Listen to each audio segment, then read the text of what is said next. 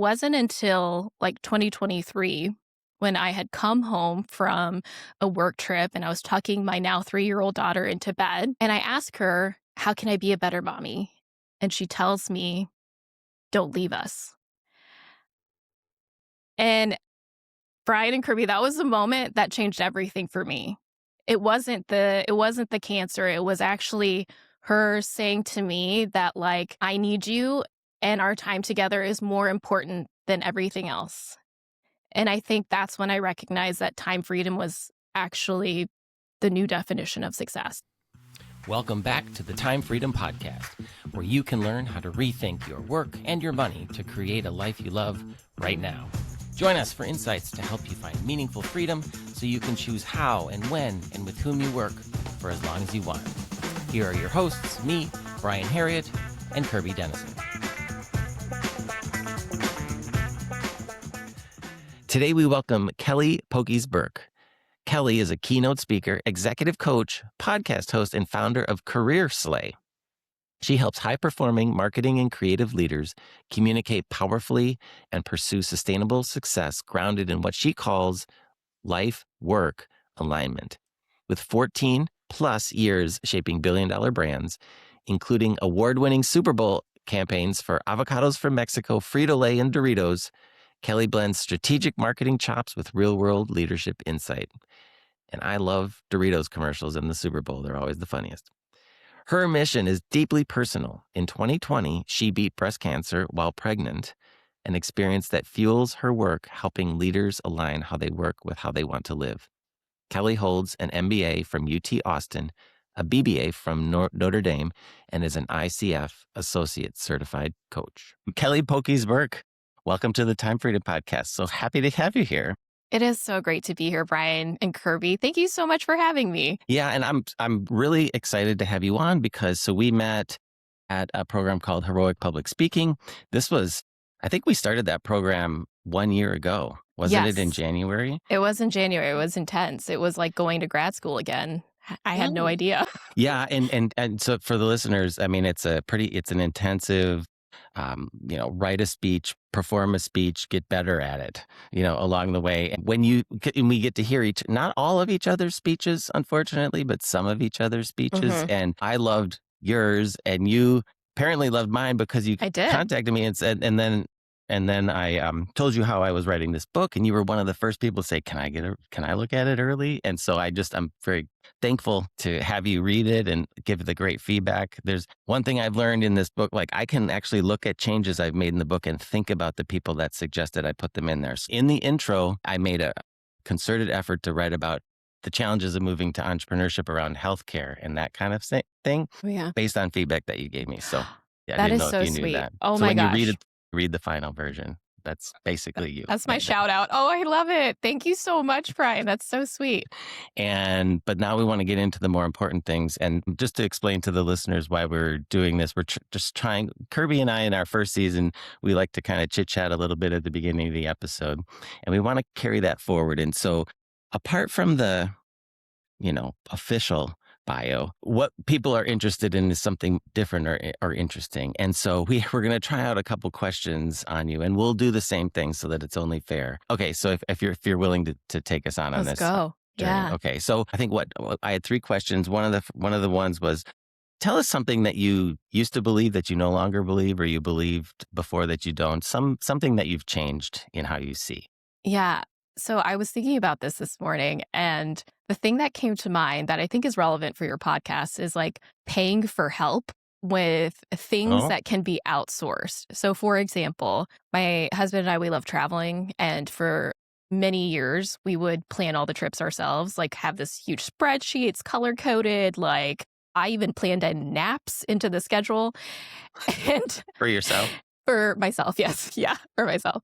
And then I realized, after becoming an entrepreneur, that there is so much demand for our time that this is not a good use of my time. There are many experts out there who know different places, and you can just tell them, hey, this is the experience I want to have, and they'll plan a whole trip for you. And I don't know why I didn't believe that was accessible to me. And then one of my good friends became a travel agent, and he has changed our lives So that kind of dovetails into the next question, I guess. That's so cool. That's really awesome. I don't want to go too deep on that because we want to keep moving. But so the next question is, and if this is the one you're thinking of, somebody in your life that's kind of changed how you think or the trajectory of your life, positive or Yeah. negative, I Yeah. guess.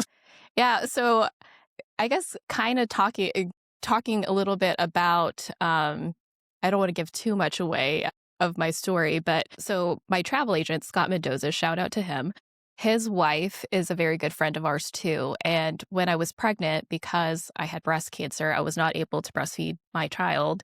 And she pumped for 6 months because she had a daughter around the same, maybe 5 months earlier than I did.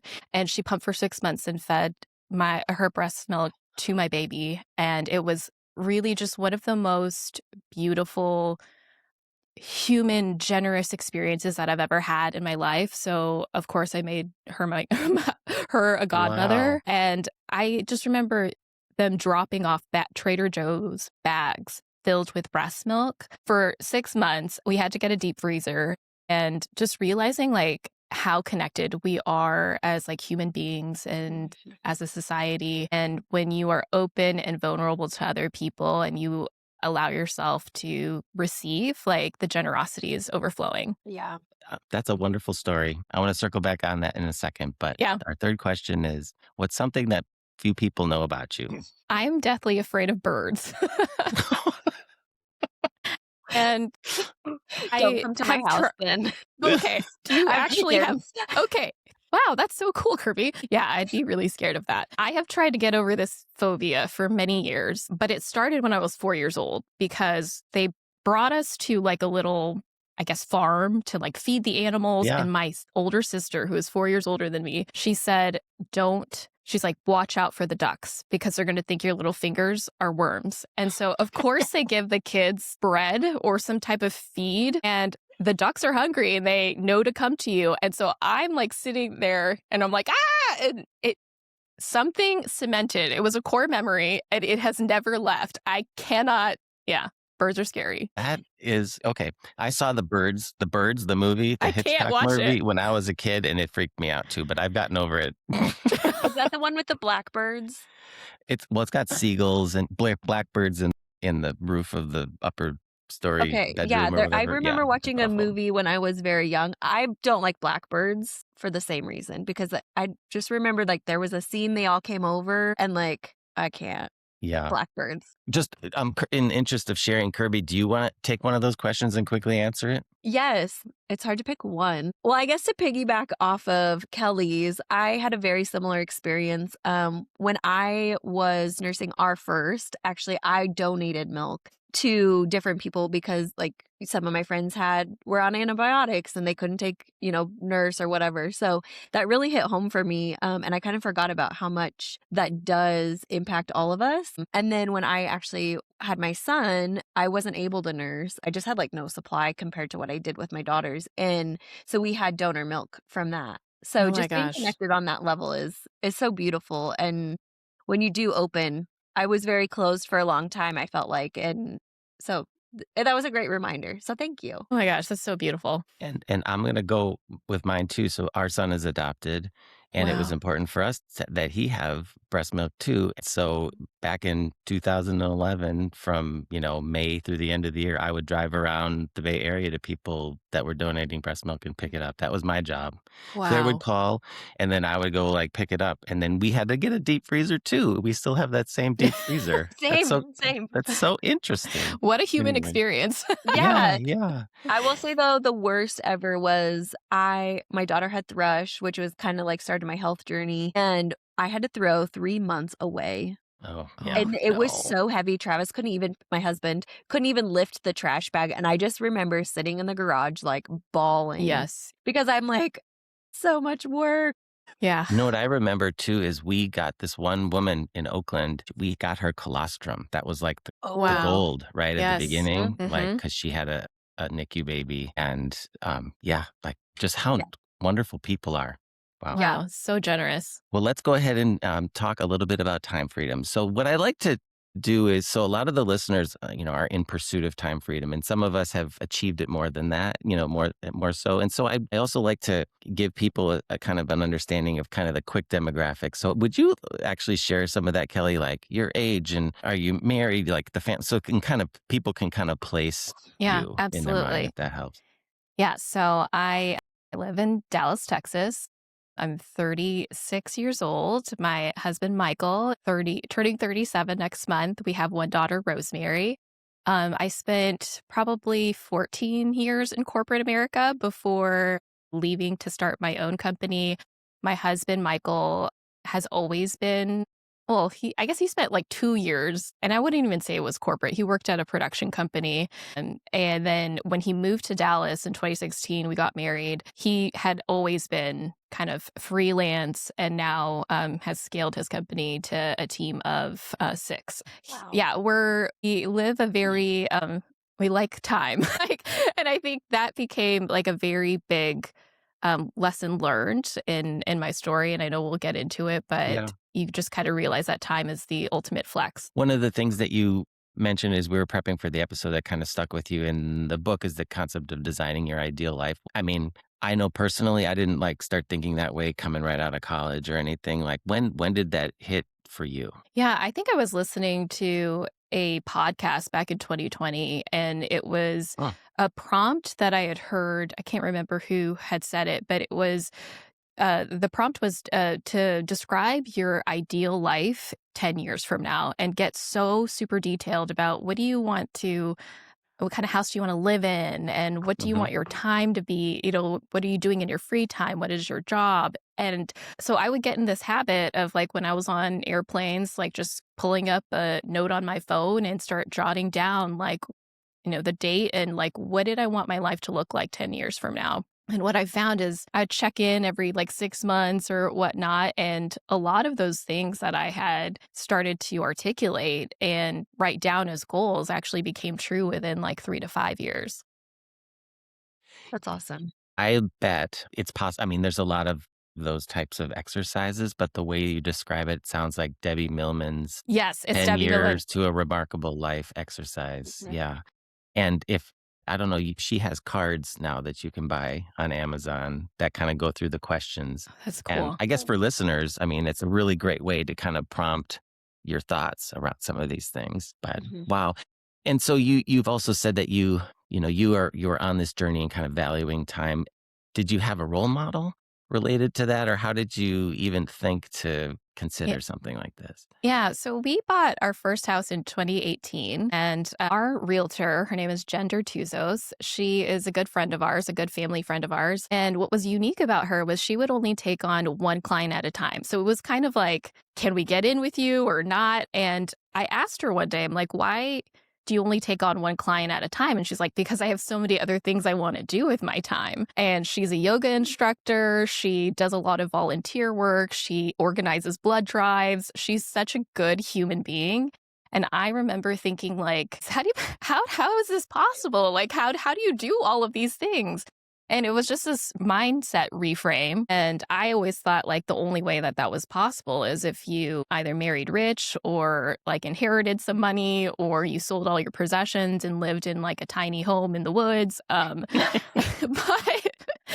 it was just seeing someone out in the wild do it, it made me think like, oh, okay, if you're more strategic or if you actually have goals and you're working together, especially if you have a partner or something, if you're working together towards it, it's totally achievable. It's fascinating to me that the example you give is a realtor because my mother is a realtor, and when she visits us for Thanksgiving, we're just like, "Can we just have Thanksgiving dinner?" And she's always on the phone because there's always somebody texting her about, "Gotta get the basement cleaned out, gotta get the movers over," all of this kind of crazy stuff. And that's always been a challenge when I talk to people about, "Oh, time freedom." They're like, "Well, I'm a realtor." Well, now I have an example. I'm so excited. I have an Yeah, example of how that's you so can do awesome. that.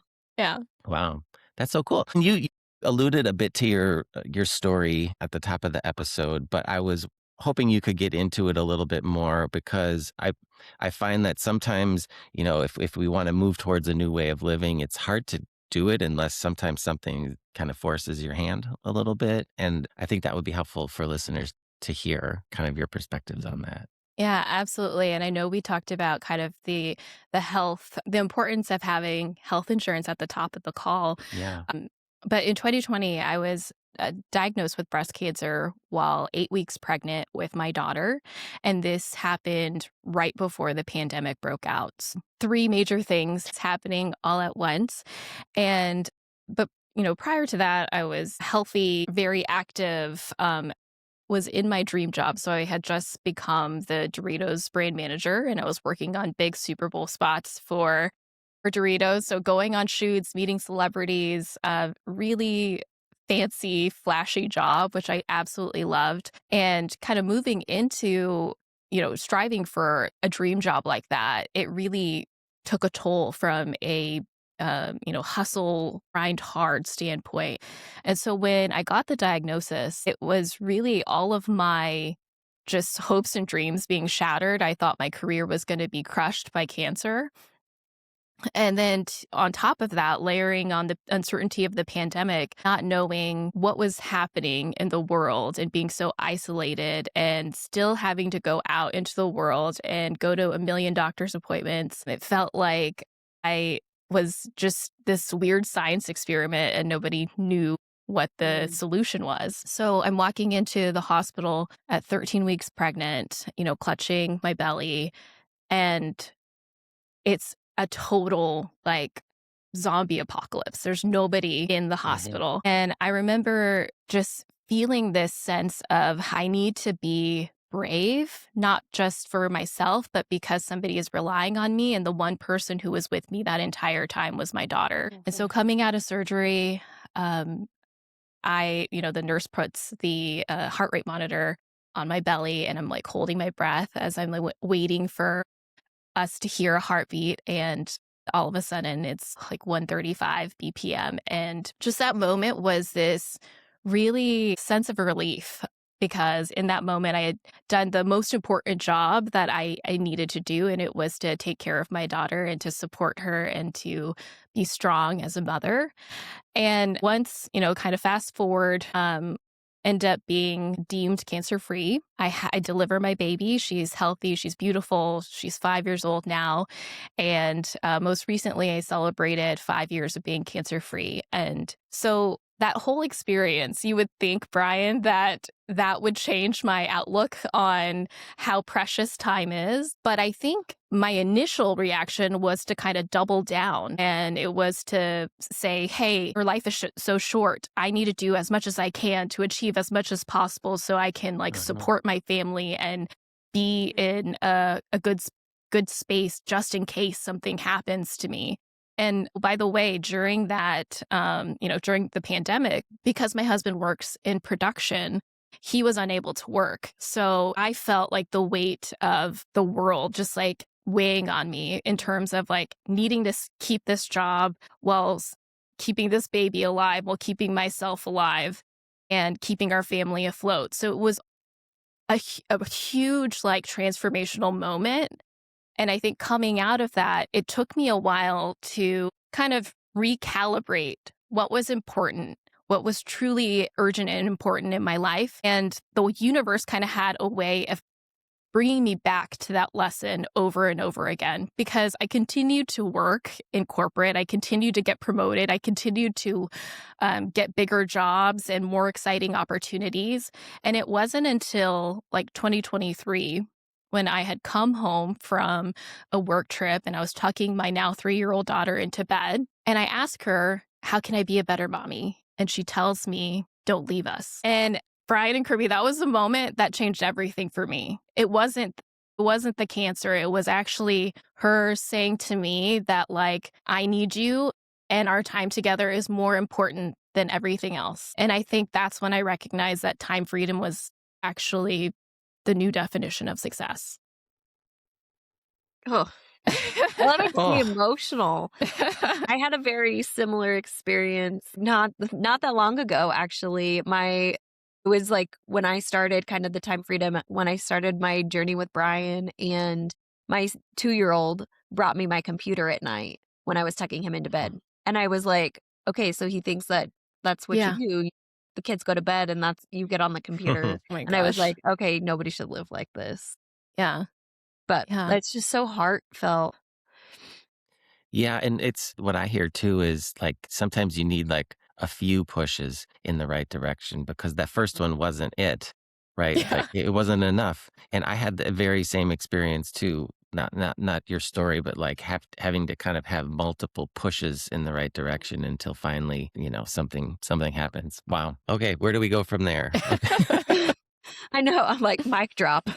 Wow. I think let's kind of go where we want this to go. So the time freedom kind of formula, the way that we, if we get to, down to brass tacks, like now that we're inspired to Mm. do this and we Yeah. want to figure out how to actually do it, it's all about kind of lining up these three parts of your life, which is, how you spend, how you save and invest and use that money, and then how you make money. And I'm in your story, from what I know about you, I'm kind of interested almost in the first and the last one a little bit, and so maybe if I can ask you to go a little deeper into the first one, and I'm thinking around, we talk about lifestyle expenses and like, what do we need to, how do you, I've heard you say, oh, you're able to now, spend some money to have somebody help you plan a vacation. But then I think you also have another earlier version of your story that's maybe a little bit different. Yeah. And I'm kind of curious to hear about that a bit as well.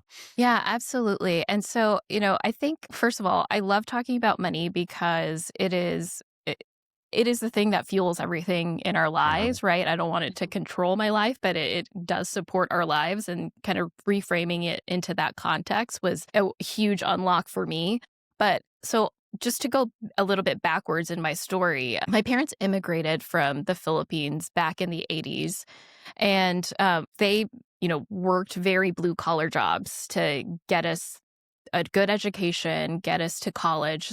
I was graduating from the University of Notre Dame back in 2011. And I remember being so freaked out about the amount of student loans that I was graduating with. So I had taken out 80,000 in student loans, and I called my mom in this panic. And I tell her, I don't know if this is the right choice to make to take a $35,000 advertising job in Chicago. And she, confidently tells me, she says, Kelly, don't worry about it.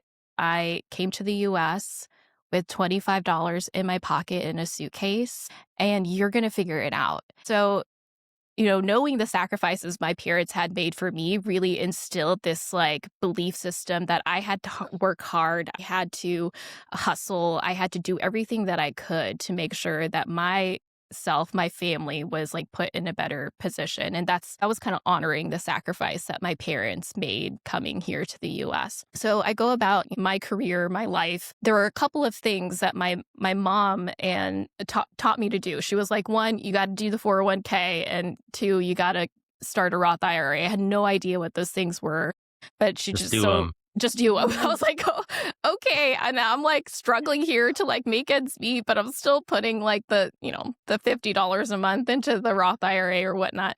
So fast forward, I'm doing well in my profession. I'm climbing the corporate ladder. I recognize that there is a faster way to make more money. And that was by investing in myself. So I go back to school. I end up going back to get an MBA from UT Austin. And I do that by working a full-time job and then going to school like Friday nights, Saturday, and sometimes Sunday. So for 2 years was doing a part-time MBA and then working full-time. After I get my MBA, I end up getting recruited by Frito-Lay. And so that's kind of the connection back to the Doritos job. But I end up over the course of, I guess, 3 years post MBA, end up paying off almost $200,000 worth of student loan debt by essentially tripling my income and making strategic moves whenever I felt like there was an opportunity, a better opportunity out there. And so, yeah, that was the student loans really fueled my desire to have financial success because I didn't want that to continuously be the damper. And so to answer your first question, I know that was a long-winded way of going about Yeah. it, was that in order to pay off the student loans, I had to be really rigorous about budgeting at first and getting into more of a system. So refinancing my student loans, making sure that it was like at a lower finance rate, paying off as much as I could and getting it to be like automatically deducted so I wouldn't get attached to the income that I was growing. And then the moment that like I paid everything off, so after I had like that last final payment, and again it was like nearly $200,000, I just felt this huge sense of relief and was like, all right, now I can live. I want to kind of recap 3 key lessons that I heard in your story, which I am a huge believer in, and I think can help our listeners. One is increasing your income so yes, the budgeting is important and the automation definitely important, but like I noticed this for myself as well. Like increasing your income is a huge way to make quick progress, right? And whether or not that's in a corporate job or in my specific example was once I moved to self-employment, I was able to, double and triple, like you said, the income. That's a huge, huge thing. And I think people sometimes when they think money, budget gets so much attention, increasing your income doesn't get as much. But that's a hugely important. The second one was you found a faster way to improve was investing in yourself. And that is also so important because I'll bet the money you spent to get the MBA and get the Frito-Lay job and triple your income earned you a higher return than 8% in the stock market, right? It's probably like 200% returns, which is pretty cool. And then the third one, which I think is hopefully inspirational for people who listen, is within 15 years, you went from paying off $200,000 in debt to now being in a position where you're able to have people, concierge, travel and, do have the time that you want and, have this time freedom type lifestyle. That's 15 years. That's not 40 years, and it's just, it is possible even when you're starting from more difficult spot. Yeah. Yeah, absolutely. Like for more, I think to break down that timeline a little bit more, I paid off all my student loans back in 2021. And then started entrepreneurship in 23. So it was really kind of a fast, or no, not 23. I started entrepreneurship in 24. So it was like about a 3-year gap. And I know that is kind of the timeline that you work off of. And I fell into it. It wasn't, I had left the corporate America after that moment with my daughter, that I kind of planned for a 6-month runway to say, hey, I just need a break. I don't really know what's going to happen next. I will probably go back into corporate America. And so 6 months seems about like a good cushion to give myself some time to figure it out. And then when I made the decision that, hey, I want to work for myself, I want to do something more purposeful, more meaningful. And I didn't know that this was possible. I didn't know that it could happen this way, but yeah. So tell us a little bit more about what you have been able to craft for yourself in terms of the work that you do now. And then also as part of that, kind of how people can find you. Absolutely. So I'm a career and leadership coach and a keynote speaker. I help individuals who are overcoming burnout, trying to find more alignment in their lives. And I primarily work with marketing and advertising professionals who are at that sweet spot of middle management where they're managing up and managing down and helping them become more courageous leaders and more authentic leaders in their lives. So you seem like I always think sometimes we coach and consult to our earlier selves. Absolutely. It feels a little bit like that. Absolutely. So when people find me, they're like, I was you. I'm like, I was you like 3 years ago. No worries. But yeah, people can find me at careerslay.com and they can connect with me on LinkedIn at Kelly Poquiz Burke. Wonderful. And is there something that we didn't talk about that we should? I don't think know. We've covered really good stuff. Yeah, I feel like we've covered really good things. I think maybe the one message that I would leave for your listeners is just that, going back, thinking through the mindset that I had at the beginning of my career, and meeting my realtor and thinking that this wasn't possible for someone like me. Now, kind of being on the other side of it, I always tell people that, especially if you're considering entrepreneurship, that we have this false sense of stability in corporate America, but really the stability comes from the self-belief. So when you believe in yourself, when you believe in yourself more than you doubt in yourself, there's huge leaps and bounds. Your life can absolutely change. And I'm living proof of that. There are times where I still feel that scarcity mindset. And I know that is tied to this, intergenerational, money belief that my parents held. And I have to tell myself that you have overcome so much. You've created this new life for yourself. And, I was looking at, in preparation for this interview, Brian, I was looking at how many weeks did I take off this year? And it was about 8.5 weeks. And there was That's never, great. there was never a time in my corporate life that I could even fathom taking that much time off. And my family and I, we've gotten, the opportunity to travel to Alaska and like Poland. And like, what's really cool is because I have ownership over my time, I can now craft my job title as mom in the way that I want to. And when I think about who is the most important stakeholder in my life, it is her. Mm. Kelly, thank you so much for sharing your story and your insights. And all of our listeners should try to just emulate Kelly, please. Like, this is Really? wonderful. Thank Thank you. you so much for joining us here today, Kelly.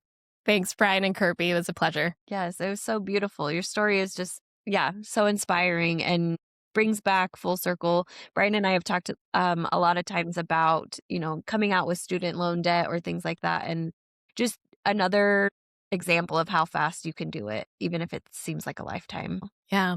Thank you. All right. Well, what an awesome conversation. That was really great. So many things to take with us. What hit best for you, Kirby? The whole episode, really. Kelly has just such a beautiful story. And I love that she was just so honest about, even though she had all these things coming from the universe of like, you need to take a step back, you need to take a step back, you need to take a step back. She really just doubled down and just being honest about that, because so many of us don't call that out. So I loved that she did that. And then just really, it was nice to hear too, like $200,000 in like 10 years, really. I mean, if she paid it off in 2021, like that's huge and just brings another position. Like I resonated with her story so much, it like almost in line even with the years because our age is almost the same. Oh, yeah. And like coming out of school, I had $60,000 of debt. Travis had, whatever the same, close to. And so just hearing that and really the biggest thing that stuck out for me is when she said two things that it was faster to invest in herself Mhm. and that stability becomes from self-belief. That was great. Well, for one, I didn't know that so many other people had these stories around breast milk. I thought that was Yeah. just like a personal thing that was kind of unique to me, which is like all three of us did. That's so Yeah. crazy. But I mean, apart from her incredible story, just getting real analytical about it, like realizing that within 10 years, you can pay down $200,000 in debt. And then within 3 years, transition from your career into an amazing lifestyle business makes it very.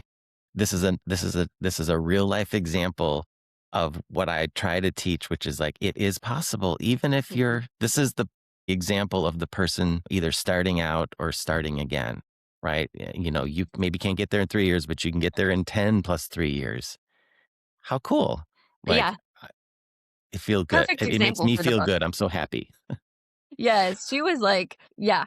I mean, it's just so amazing to like it felt right in line with exactly what you say and just living proof. And that she didn't even know it was happening. Yeah. Well, I'm just so happy that we're taking guests now in the second season because we get to hear these wonderful stories. So if anyone out there has their version of a story at whatever stage of the process, even if you're in the middle of trying to find time freedom, like we're still interested in chatting. So just look us up, go to timefreedom.life, like and subscribe on all the platforms, and contact us if you're at all interested in telling your story. Thank you so much for joining us today. Awesome.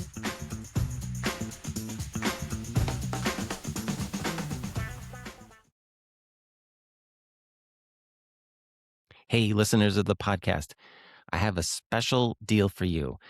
You can now pre-order my book, Time Freedom, if you go to the link timefreedombook.com. And my special is, normally, if you order 3 books, you can get the audiobook free immediately. If you put the promo code podcast, you can order 1 book at your favorite retailer, Amazon, bookshop.org, Barnes & Noble, wherever, and put your order number in the form, put the promo code podcast, and I'll immediately send you the audiobook for free right away. So you don't have to wait. Pre-order the hard copy book, get the audiobook free. Thank you so much for your support. timefreedombook.com.